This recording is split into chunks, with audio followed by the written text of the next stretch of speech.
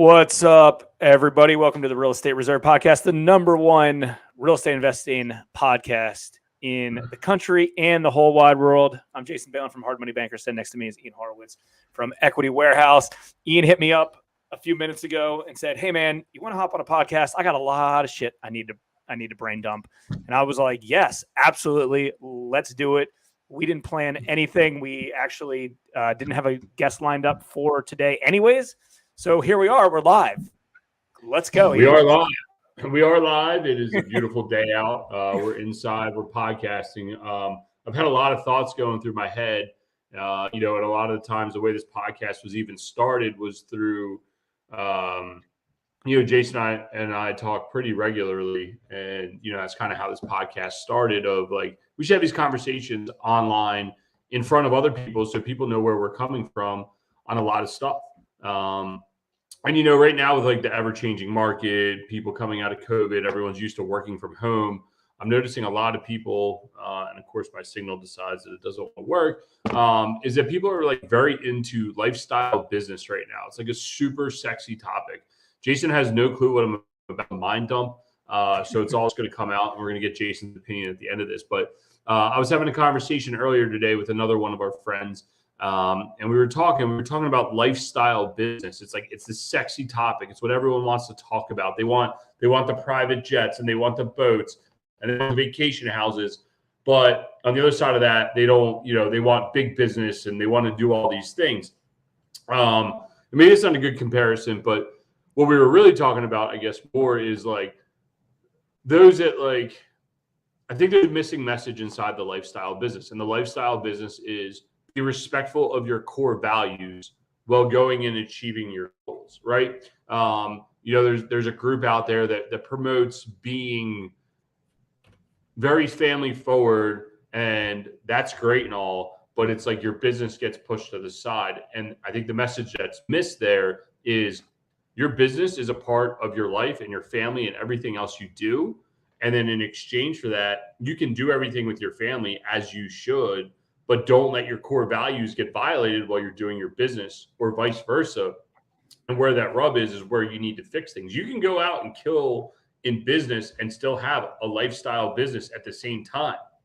Too many people go lifestyle and let their business just fall apart, or they go all business and let their family fall apart. You need to find that happy medium between the two of them. Well, first off, you got to love what you do and enjoy what you do. And it's loving the process. There's lots of different components of owning a business, between, marketing and the financial side and working with people and potentially improving houses and all that stuff. Right. So you got to find what side of that business is right for you first. But I mean, I agree with a lot of the stuff that you're saying, because on one side, you don't want to just be like, hey, I'm a workaholic and I have no time, with doing anything I want to do or with my family, which is outrageous. And most of the time, those people are spending time and very inefficient and ineffective of what they're doing to begin with, right? Like you should be able to accomplish everything that you want to accomplish during a normal work day or during a reasonable amount of time throughout the week. But on the other side, there's a lot of folks that, start making some money, and real estate's a good example of this because you can make some money pretty quick. You can get some cash flowing assets, and they're like, hey, not that they're gone, but it's like, hey, I'm going to go concentrate on something else. Well, guess what? If you stop focusing on your business, like it's going to fall by the wayside. It's going to collapse, especially in an environment, in a market that we're in right now, where there's a lot of uncertainty, rising interest rates. Is the market going to go down? Is the market going to go up? Too many folks, go in, make a good amount of money. I mean, making money isn't the hardest thing in the world, but doing it consistently and keeping that and preserving that, that's hard. I mean, listen, I'm in a position where you could be like, hey, listen, I, made a good amount of money. Cool. I'm going to go take some time off. I'm going to go do whatever. But then in a few years from now, it might not potentially just be, recirculating over and over and over and over. And that's what the goal is. The whole thing with me related to financial freedom is like, you can't stop the money coming in no matter what, even if you want to, over and over and over and over. And I feel like a lot of people, and that's kind of the end goal. And everyone's like, well, why do you have such lofty goals? It's like, well, it's not necessarily a lofty goal. It's like, I want to set this up so like after everything's in place, it's always going to be in place. You know, it doesn't matter what happens in the stock market. It doesn't matter what happens in the real estate environment. And I think a lot of, in particular, people, and this isn't obviously targeted towards anybody whatsoever, but I think a lot of people that fit into the moldy and that you're describing is they go and they make a decent amount of money, and then they kind of like, okay, cool, I'm going to go create the, you know, part of my lifestyle business is now I'm going to go travel, I'm going to do this, I'm going to do that. Sure. Next thing you know, it's like you're not living off your interest that comes in every month. You're living off your fucking principal. that's decreasing. Right. Your net worth's decreasing in order to live that lifestyle. When if you just put a little bit more heavy lifting and things in place with your business right now, like that, you could be living off interest, right? You could be living off proceeds and cash flow, and that's where the goal is. And the people that say, well, I'm making good money. And then it's like, okay, well, now I'm going to go it's like I concentrated on business, and it's like, all right, let me put this bucket down and go concentrate on family. Right. And then it's like, well, you've only made enough. You said make a good bit of money. And I would use the word enough, because that's the word that gets transpired to break people of a mold. Right. And it's like, okay, well, if I make $5,000 at work, all I got to do is get to $5,000 a month cash flow, and I'm set and I'm good. And it's like, you worked really, really, really freaking hard to get to that point to even make $5,000 a month. And that first $5,000, and Jason said it's easy to make money, right? But that first $5,000 is hard as fuck. Like straight up, it is hard to make that first round of money. Pay yourself, be confident in what you're doing. But then it's like, woohoo, I made it. And they just like toss it up. They're like, I'm going to go live my best life. It's like, yo, dude, you only made $5,000 or 10 grand or whatever it is. To me, you know, I beat this point to death, and you've already know what I'm going to say. It is a disservice to your family to not make the most possible money you absolutely can without violating your core values to what you and your family are. And that might be $20,000 a week. It might be $5,000 a week. It might be $1,000 a week. In the end, you need to make the most money you possibly can for your family, because right now we're experiencing hyperinflation. We're experiencing changing markets. We're experiencing no inventory in the marketplace. Everybody's like, oh yeah, the multifamily, the storage market, single family, those deals are always going to be there. That shit dried up overnight. Like literally, it changed in a 3-week time period. Rates went from 3% to 6.5%, like that. Now there's some other factors that are keeping it afloat, but that shit changed overnight. What if you would have just worked 10 times harder during that time frame when the inventory was available? You would be in such a better spot today than you are trying to chase the current market. Well, and also and a lot of people be like, well, you know, you work too hard. You don't need all that. You don't. Why do you need to be that rich? That's my favorite one. Why do you need that much money? Let's talk about that. Yeah, I mean, and it's, well, first off, everyone has their own individual goals, but like a lot of people in that position, like they haven't thought through the second half of their life, or more than the second half of their life. You know, shit changes. It doesn't, and you could set yourself up like right now. What kills me is a lot of folks that are younger, right? Like in their 20s, 30s, 40s, where, you know, they've done a good job. They've made money at kudos and done a good job. Yeah. And then it's kind of like, hey, either they got burned out, or they're like, I'm going to do this, or I'm going to figure it out, or they're just chasing something else. Like the grass ain't greener on the other side. And I feel like if you put in a decade of work, maybe a little bit longer, whatever, and it's like, hey, you already created a business, like a legit business, continue to grow that, and you only got a little bit longer, and then potentially you could autopilot that thing for freaking ever. Right. Like you don't necessarily, like I'm not stating don't live your best life, but you can do it combined, right? Like you don't necessarily, it's not all or nothing, right? It's not all or nothing. Yeah. And I think most people don't know their core values. Most people don't know their goals in life. Most people can't see 6 months into the future, let alone a day. That's what it is. They can't see far in the future. But guess what? If they see far in the future, you're making a mistake. Well, and I'll tell you, so Jason got me to read, you know, obviously we like golf, right? I wanted to golf 30 times this year. I think I've golfed 3. That's right, Farling. But Jason, let's freaking go. We still got time. I'm in.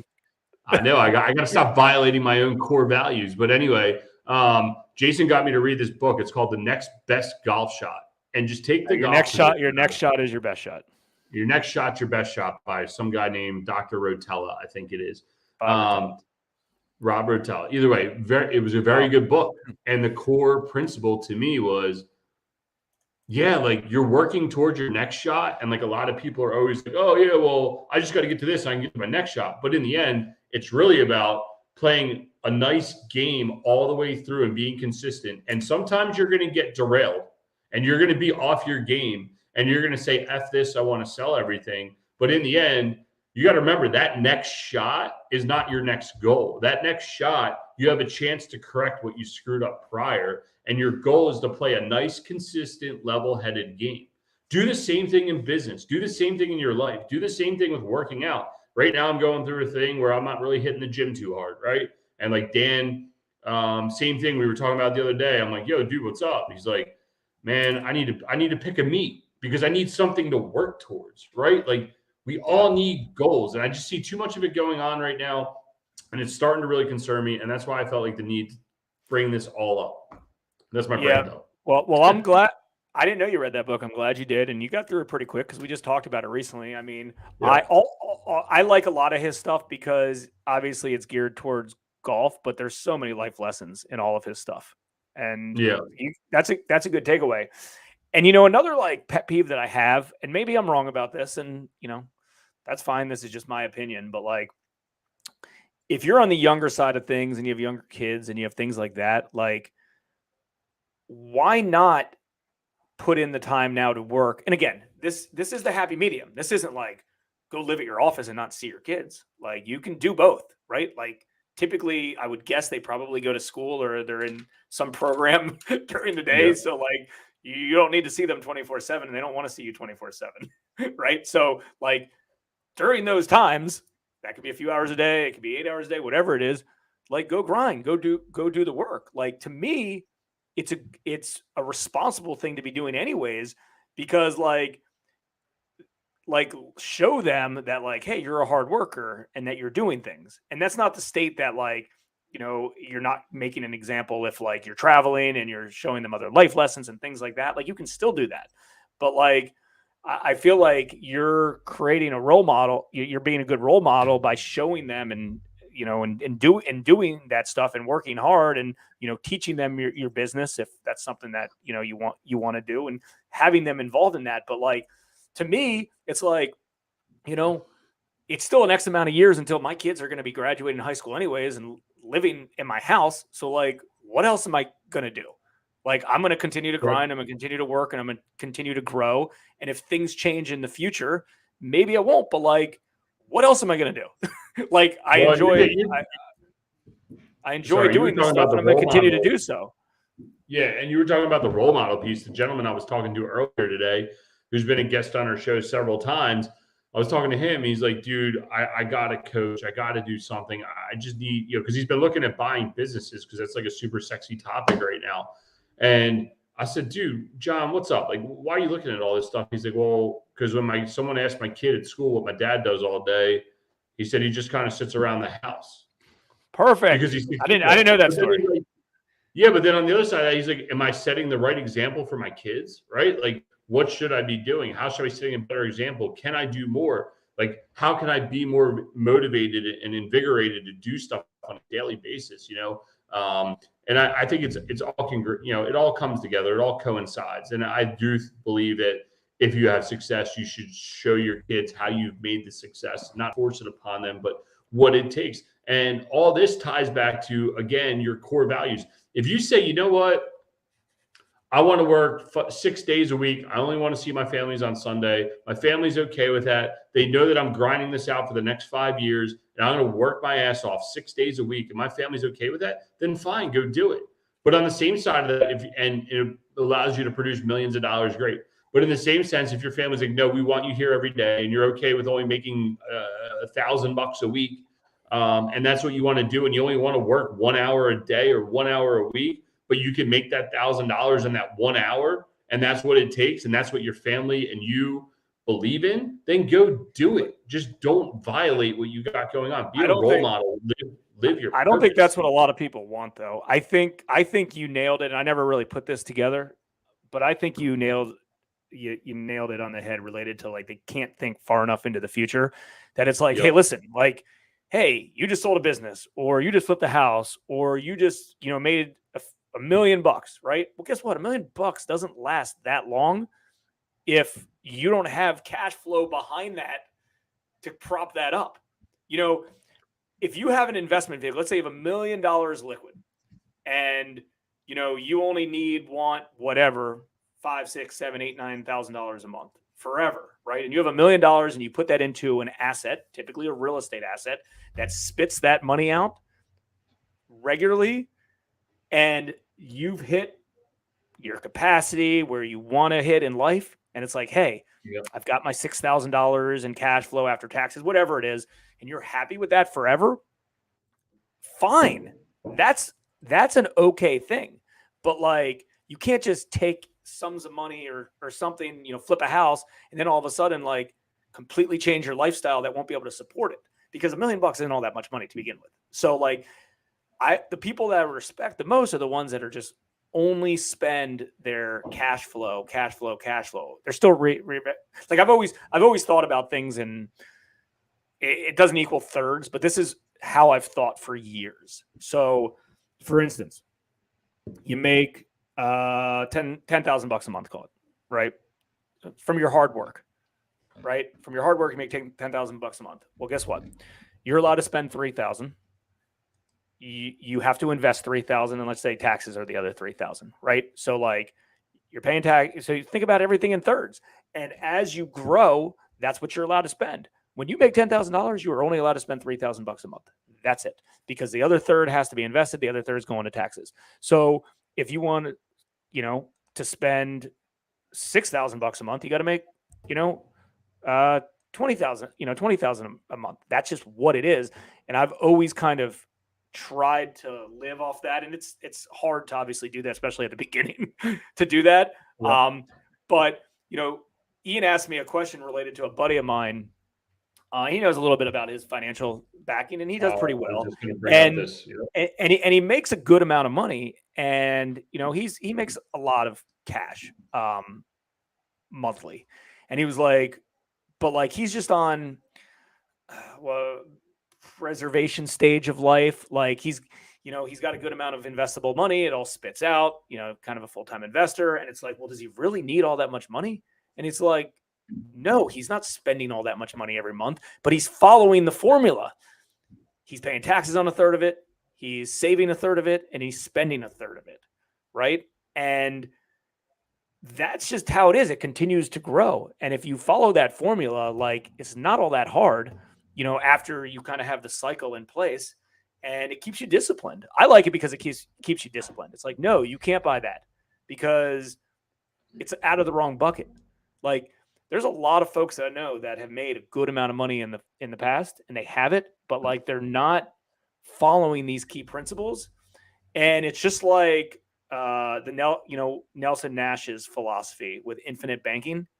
And like, when you take a loan out from a whole life insurance policy, you don't technically need to pay it back, but eventually that'll nip you in the butt if you're not paying it back with interest, because eventually that money runs out and it's not there. So just follow that formula, and however formula could be. It could be an 80-20 formula, right? If you're like Ian and don't have to pay a lot of taxes because you own a lot of real estate, in that particular case, he sets his formula up different, but follow that formula, and don't just like, the last thing you want to do is make $50,000 on a flip, and you're just like, oh, this is an extra $50,000. I wasn't planning on having this anyways, and go spend it.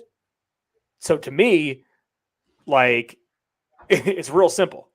It's, oh, this is an extra $50,000 I can invest that I didn't have before, and guess what? That extra $50,000 spits out an extra $500 a month. Yep. And that, like, I look at it as turning cash. Let me think of a good way to explain this. In my mind, I think of, how does my cash flow turn into assets, and then how do those assets turn back into cash? That's the way I think through everything, because I take cash flow, I invest into assets, the assets come back into cash as additional cash flow, which is free. But like, I didn't have to work for that cash flow. Yeah, my view in the same principle is, I have this war chest or this golden egg, which is the cash, and it goes out. How do I get the war chest to grow, even though I put money out, right? So if I put out 100 grand, I know every year I'm going to get back 8 to 10,000 on that, depending where I put it. Okay, great. I know in 10 years I'm going to get my 100 grand back. Well, in that same time frame, if I could put that money back out, well, now I'm compounding my interest rate because now that $10,000 in dividends goes into a new deal. And then that goes into a new deal. And now it's stacking up. And my war chest or my golden egg is growing. I was telling you the other day is I think early on in my investing career, it's right when Tony Robbins released the Mastery of Money. And the one thing that stuck with me was about this war chest and how to get the war chest to grow. And once your war chest is filled up, you can retire. You can go do what you want. Get the passive income coming in because that's it. I think people thinking about this, there's a disconnect between having a business and generating cash and what it takes to do versus investing in businesses or real estate or syndications or whatever it is. Take the word real estate out. It's businesses, syndications, passive investing to get passive income to completely have a lifestyle business. The gentleman, our friend that you were talking about, he passively invests side by side. But you know what happened to him is he was passively investing, receiving dividends, but now he has the problem. He's got so many dividends coming in. He now has to take an active role to redeploying his capital. Yeah. So it continues to grow for him and for his family and for generational wealth beyond that. So these are all, just when you think everyone has it figured out and it's the easiest business in the world, every business takes a lot of work. There is, whether you're passively investing and you're managing who you're investing in, or you're actively investing and you have property managers in place, but then you're managing the manager. Nothing is simple. Nothing is easy. Everybody's going to have headaches. It's all how you tolerate it and how you make your next shot, how you make your next move. Yeah. All right.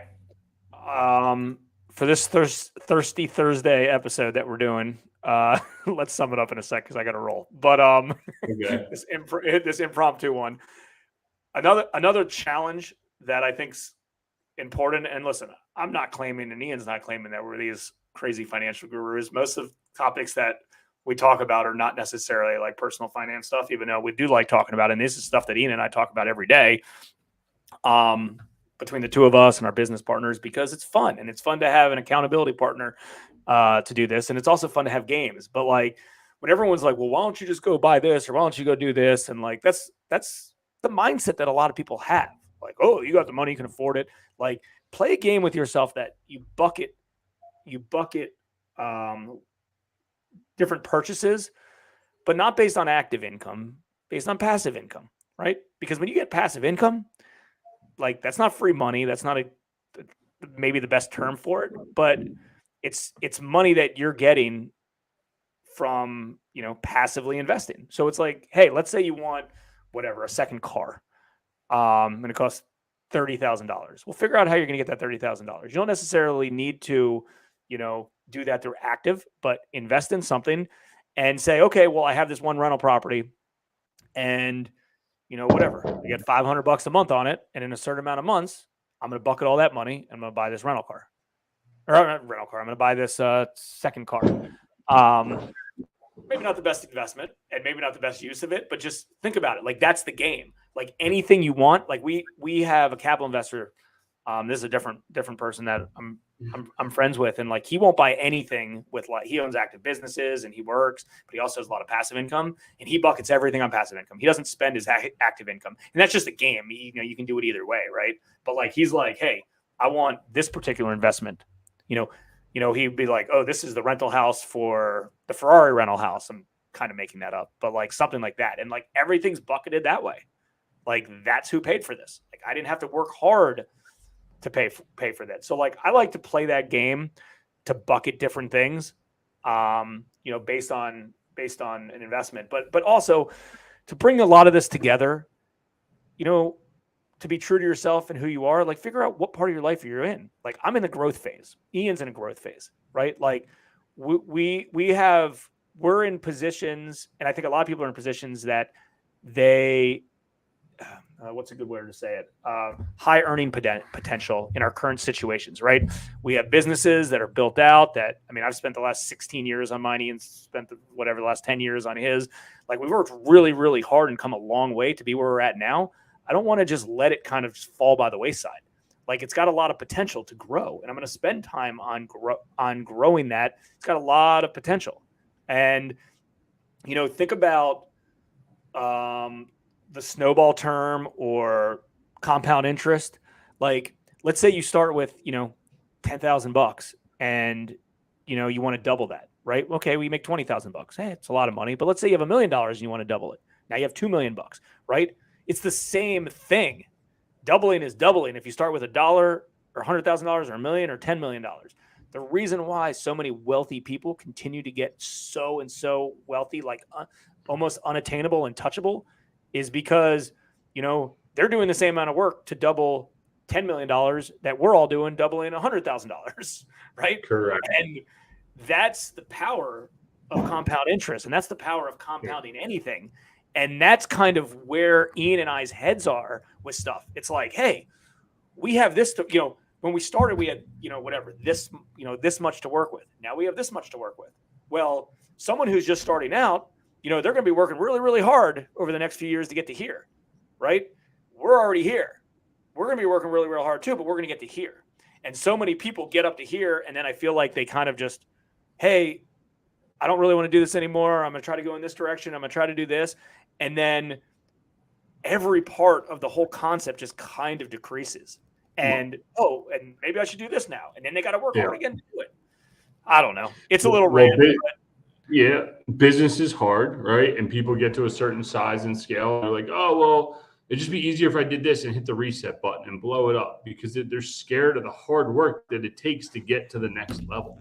And I'm not saying I want some 50-person company or 100-person company, but in the end, it takes a lot of work, a lot of effort to make these deals get done. And furthermore, we've spent all this time getting this far. Why wouldn't you look at trying to continue to grow? And you know what? We have employees who count on us, right? Like, we're not just changing our lives, we're changing our employees' lives, our investors' lives, the sellers' lives, everybody that's involved in the transactions. It is changing everyone's family tree in the generations below them, right? By doing the deals that we want to do and continuing to grow. So, I mean, with that being said, look, business is hard. That's a good point. Real quick, and then you can finish up. That's a good point. Like, why not just put in the extra effort now to go from here to there? Because even if you don't need that money, or somebody give it away, do whatever you want to do with it. Like, it doesn't matter. But like, you've already created the machine, and like this isn't a naysayer conversation of like, oh, well, you already worked so hard, enjoy it. Like, you still can do that. You can do it all. This isn't this isn't one or the other. Right. Well, I mean, we think about, a lot of people know our business size, but we still find time to enjoy ourselves between golfing, boating, swimming, traveling, learning how to fly airplanes, just hanging out with the boys, doing family time, whatever it is. We still find time to do all this. Don't just turn off social media. It's all bullshit. They rent the cars, they rent the planes. It's all one big effing lie that they're trying to sell you stuff, and just put in the hard work. And with that being said, running a podcast is really goddamn hard. So I'm going to use this as a segue. So if you guys got any value out of this, please like it, share it. It's the best thing you can do. Share it with your friends. Spark up the conversation with someone else that's going through something similar to you. You might know someone that has a bigger business than you. Ask them these questions. I bet you'll find out how eerily similar it is that your small business is compared to their big business, and the same problems, just at different scales. So the best compliment you could give us is like or share it. And we really appreciate you guys. All right, everybody. We will see you next week on the Real Estate Reserve podcast. Number one. We got a guest next week. Yeah. Do we? Yes, we do. We do. Looking forward to it. See you guys. Thanks for tuning in to the Real Estate Reserve podcast. Do us a favor and like, comment, and share our broadcast. It helps the algorithm and helps us spread the word too. Until next time, thank you for tuning in.